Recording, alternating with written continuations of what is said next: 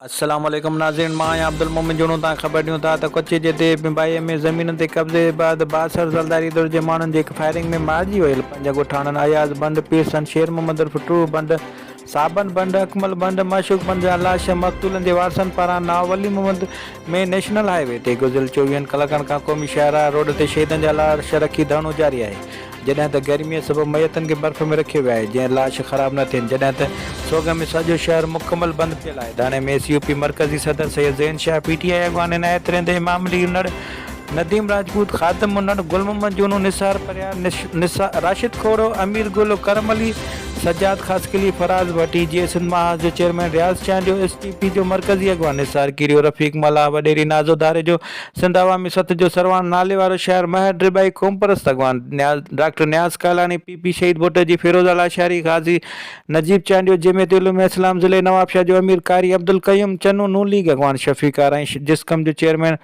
Senior अॻवान काको Sarfraz Memon, Ali Raza Khaskheli, youth action committee chairperson Sidhu Nawaz Gangro, जिस्कम आरेसर मरकज़ी अॻवान सरमद मीरानी, मक़तूलनि जे वारसनि हाजी बंड ख़मीसो बंड जी अॻवानीअ में 24 कलाकनि खां धरणो जारी आहे। अॻवाननि मुतासिर ॻोठाणनि मुतालबो कयो आहे त PP MP हाजी अली हसन ज़लदारी, मोहसिन ज़लदारी, आबिद ज़लदारी, शहज़ादो ज़लदारी, साले ज़लदारी महर ऐं ॿियनि मथां केस दाख़िल करे जवाबदार गिरफ़्तार कया वञनि।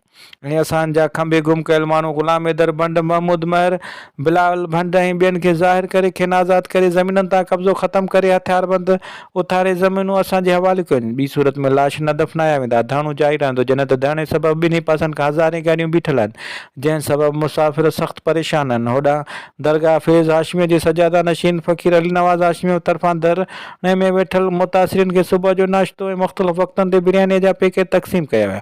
सैयद ज़ैन शाह एहतिजाजी सिलसिले जो दायरो वधाईंदे सुभाणे सॼे सिंध में एहतिजाज जो ऐलान करे छॾियो आहे। हुन चयो त 15 फरवरी अंगारे जे ॾींहुं समूरी सिंध में शतरबंद हड़ताल कई वेंदी जेसिताईं बंड बिरादरीअ जी शहीदनि जी FIR वारसनि जे चवण मूजिबि दाख़िल करे मुख्य जवाबदार गिरफ़्तार न थींदा होसिताईं मयत रखी धरणो जारी रहंदो। अगरि इंतिज़ामिया खे शहीदनि जा जवाबदार गिरफ़्तार न आहिनि करणा त पोइ असांजो एहतिजाज जारी रहंदो ऐं जेकॾहिं असांखे गिरफ़्तार करिणो अथनि त असां वेठा आहियूं। असांखे गिरफ़्तार कयो वञनि, ॿी सूरत में असांजे क़ातिलनि जे गिरफ़्तारीअ ताईं धरणो जारी रखंदासीं।